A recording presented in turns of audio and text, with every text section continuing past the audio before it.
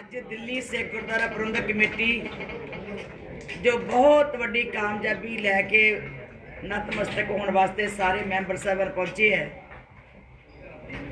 मानयोग सरदार मनजिंदर सिंह जी सिरसा साहब जिन्होंने लंबा समा दिल्ली सिख गुरुद्वारा प्रबंधक कमेटी के बतौर प्रधान पहला भी सेवा की। मानयोग सरदार हरमीत सिंह जी कालका जो दिल्ली श्रोमणी अकाली दल के प्रधान हैं। सारे दर्जा बदर्जा मैंबर साहबान जिन्होंने असी लगातार बड़े लंबे समय तो उस महान पवित्र स्थान के उत्ते सेवा करते देखते आ रहे हैं। अज नवी जित लैके आए हैं। उन्होंने सब तो पहला तो मैं श्रोमणी गुरुद्वारा प्रबंधक कमेटी की मुख्य सेवादार होने के नाते सारी संस्था वालों जी आया कहनी और अज बड़ा मान हो रहा है कि ये जित उस समय हुई है जदों ये चुनाव लड़िया गया। हर एक ने अड्डी चोटी का जोर लाया कि किस ढंग के नाल इस संस्था को कमज़ोर किया जाए। हर एक ने सिर तोड़ यतन किए कि किसी ढंग नाल दिल्ली सिख गुरुद्वारा प्रबंधक कमेटी के उत्ते असीं काबज होके ते गुरु पंथ को कमज़ोर कर सकीए, खालसा पंथ को कमज़ोर कर सकीए। पर धन गुरु तेग बहादुर साहब जी, धन गुरु रामदास जी, बड़ा वड्डा आसरा तुसीं लिया गुरु नानक साहब जी का। जिहड़ी तुहाडी कीती कमाई जो तुसीं सेवा कीती सी लगातार, मैं समझदी बाकी सेवावां तो तुसीं अंत दियां कीतियां, जिथे बिल्डिंगां बनाईयां, इमारतां बनाईयां, हस्पताल बनाए, पर जिहड़ी मानवता की सेवा उस समय कीती है जिस वेले मानवता के उत्ते बड़ा वड्डा संकट आया, भावें कोविड का समा आया, भावें कोई किसान मोर्चे विच किसानां दी मुसीबत का समा आया, जो दिल्ली सिख गुरुद्वारा प्रबंधक कमेटी सारी ने सिरसा साहब, कालका साहब ते सारे मैंबरां ने रल के बड़ी वड्डी यतन करके वो कीती सी। ओहदा ये फलस्वरूप मैं समझदी मानवता की भलाई विचों सारी जित निकली है। ये मनुखता की जो सेवा की ओहदी बख्शिश गुरु ने दिती है कि इहो जिहे योग व्यक्ति जिहड़े है वो अगे लगन। मैं बीबी रणजीत कौर जी पहुंचे नहीं, मेरे ख्याल साडे प्रधान साहब इस्त्री अकाली दल दे, उन्होंने तो इन्होंने मैं जो देखती हुंदी सी दिल्ली उत्थे मोर्चे दे विच बहुत सारी तकलीफों का सामना भी करना पिया। साडे वर्गे झिझक गए कि उत्थे ना जाइए, पर सिरसा साहब तुहाडी उस कीती घालना दी, भावें वो हरमीत सिंह जी सन, भावें तेरे साथी सन सारे तुहाडे, भावें बीबी रणजीत कौर जी सी, तुहाडी घालना ही इन्नी हुई कि लोगों ने तुहाडी सेवा नूं प्रवान किया। बोले सो निहाल, क्योंकि कूड़ नहीं खुट्टा नानका ओढ़ सच रही। ये गुरु कृपा करे कि सारिਆਂ ਦੇ ਮਨਾਂ ਵਿੱਚ सेवक बन के सेवा करने का बल होवे, चाह पैदा हो जाए। जो चाह दे नाल करिए सा सेवा की सफल है। जे सतगुर का मन मन्ने या सतगुर का मन मन्निया तो पाप समल पन्ने। ये सेवा उदों ही सफल होंदी है जो मन नाल करिए। सतगुर की सेवा सफल है जे को करे चितलाए, फिर मन चिंदिया फल पावना हाँ मैं विचों जाए। फिर हम मन चिंदिया बख्शा भी हुई, गुरु ने मेहर की है। मैं बहुता समा नहीं लैना, तुसीं हुण बाकी शब्द करोगे, मैं जी आया कहना सी ते बधाई देनी सी। अज पंजाब के लोगों नूं जां देश ते विदेश विच वसदे सारे खालसा पंथ नूं बहुत खुशी हुई है कि दिल्ली सिख गुरुद्वारा प्रबंधक कमेटी जिहड़ी बड़ी घालना दे नाल श्रोमणी अकाली दल ने होंद विच लिआंदी सी, वड्डियां कुर्बानियां दित्तियां और दिल्ली सिख गुरुद्वारा प्रबंधक कमेटी जिहड़ी सी होंद विच आंदी और ओहदी कामयाबी जिहड़ी है अज फिर तुहाडे ओहदी जिम्मेवारी तुहाडे मोढे ते पई है। गुरु कृपा करे, गुरु रामदास कृपा कर, सारी जिंदगी इस तरह तुसीं निष्काम होकर सेवा करते रहो। परमात्मा तुहानूं चाहो तुहाडा बनिया रहे कि तुसीं हमेशा हमेशा गुरु पातशाह चरणों नाल जुड़े रहो। बहुत बधाइयां बधाइयां बधाइयां, गुरसिक्खा मन बधाइयां। बस सन्मान किया जाएगा सब का, कल्ले कल्ले का, क्योंकि तुसीं लंबे समय तो बैठे सी, इस करके तुहाडी इंतजार की घड़ी जिहड़ी है बहुत ही ना वधे। इस करके पहला असीं सोचा कि तुहाडे नाल साझ पा लैण, फिर अगला काम जिहड़ा असीं बाद च करांगे। बहुत बहुत धन्नवाद जी। वाहिगुरू जी का खालसा, वाहिगुरू जी।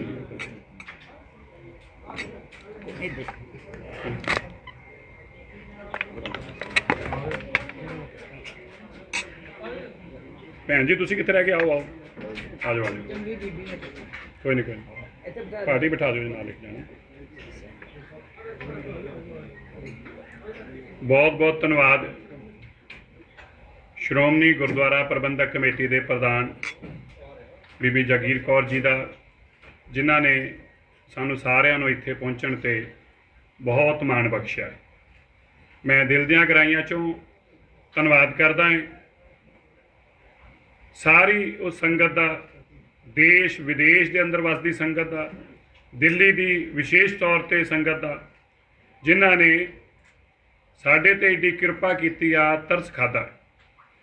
सेवा गुरु ने आप लई, पहला गुरु ने आप अपने सेवादारों तो सेवा लई, फिर झोली वो वडियाई पाई। ये बहुत वड्डी गुरु की बख्शिश हुंदी आ जदों गुरु आप किरपा करके तरस करके अपने सेवकों की पत रखदा है। साडी भी गुरु ने ही पत रखी है। मैं ये जरूर कहना चाहुंदा, सारियां ताकतां एक पासे सी, जदों सामने देखते सी तो पहाड़ लगदा सी, पहाड़ दे नाल लड़ाई लड़ रहे सी, पहाड़ दे नाल।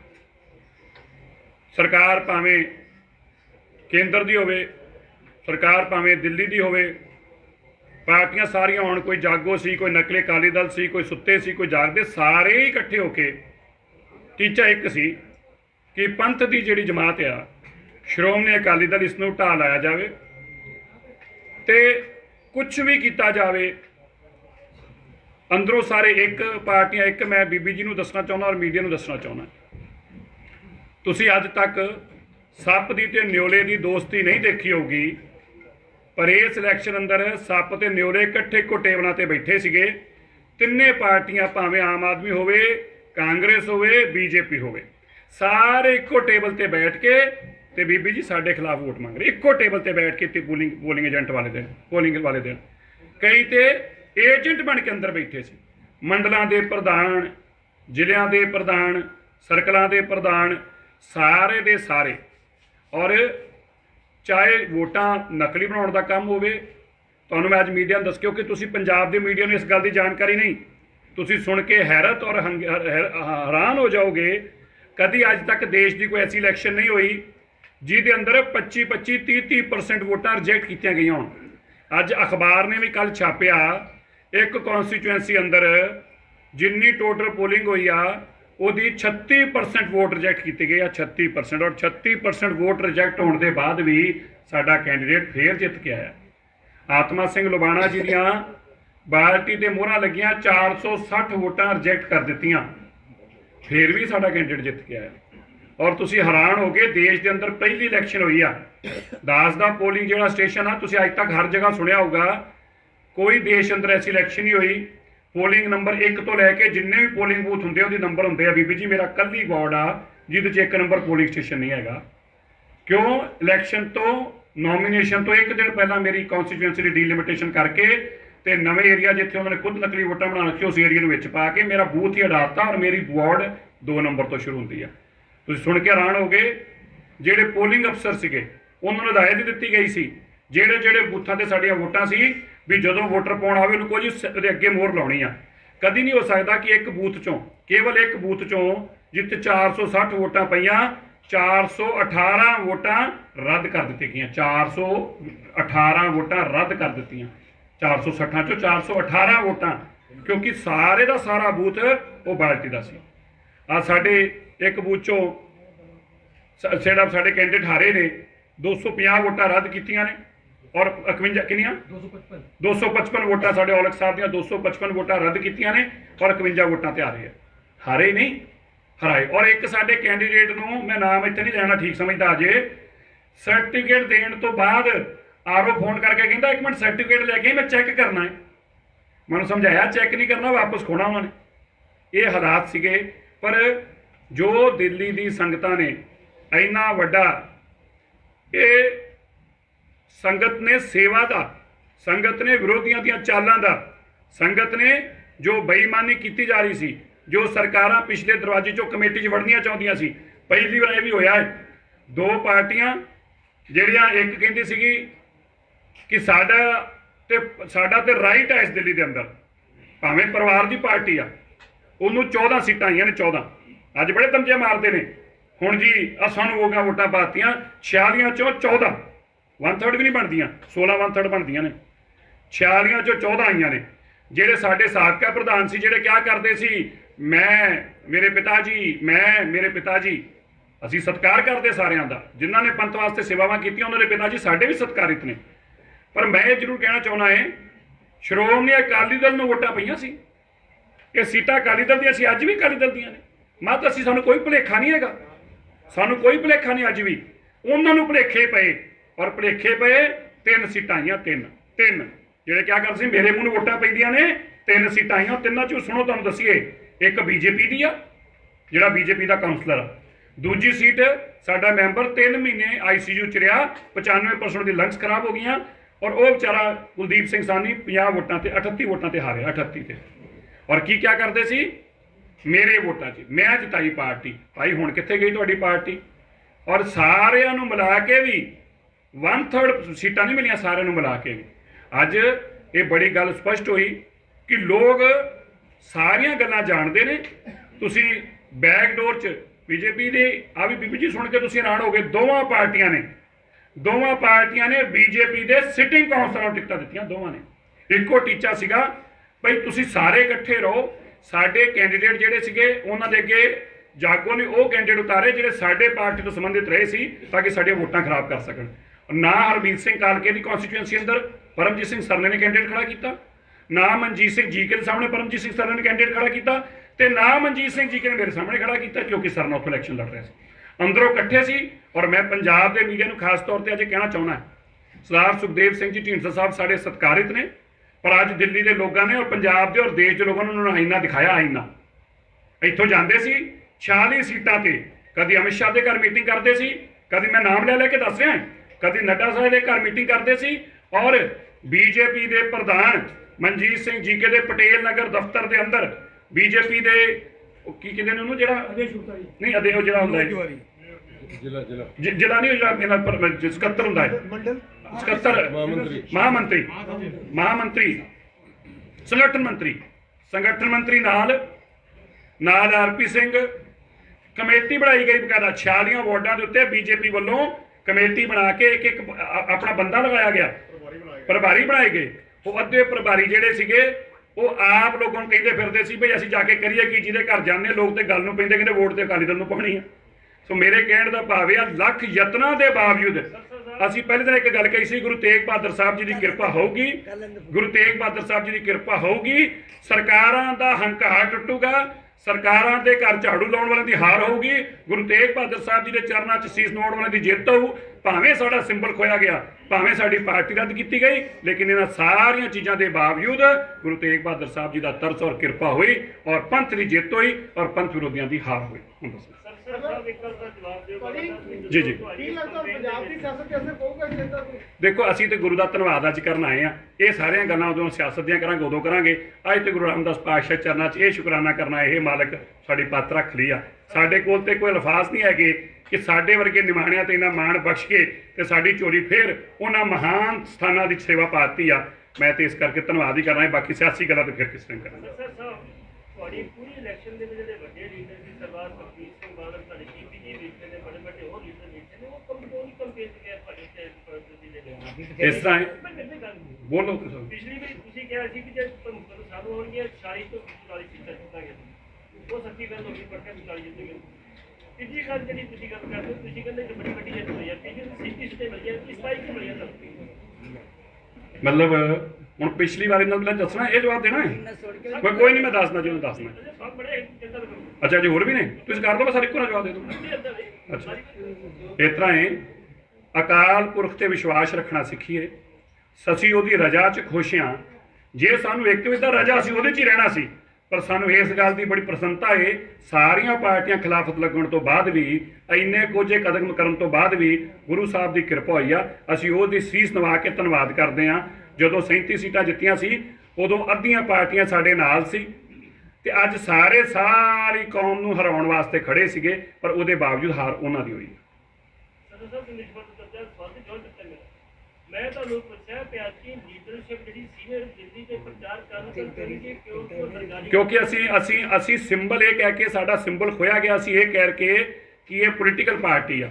ਅਸੀਂ ਕੋਰਟ 'ਚੋਂ ਜਾ ਕੇ ਸਿੰਬਲ ਦਿਆ ਸੀਗਾ ਕਿ ਅਸੀਂ ਪੋਲੀਟੀਕਲ ਨਹੀਂ, ਅਸੀਂ ਰਿਲੀਜੀਅਸ ਔਰ ਪੋਲੀਟੀਕਲ ਦੋਵੇਂ ਪਾਰਟੀਆਂ। ਅਸੀਂ ਮੀਰੀ ਔਰ ਪੀਰੀ ਦੀ ਸੰਗਤ ਦੇ ਵਿੱਚ, ਜਿਹੜੀ ਸੰਗਤ ਨੇ ਜਵਾਬ ਦਿੱਤਾ ਉਹਨਾਂ ਨੂੰ।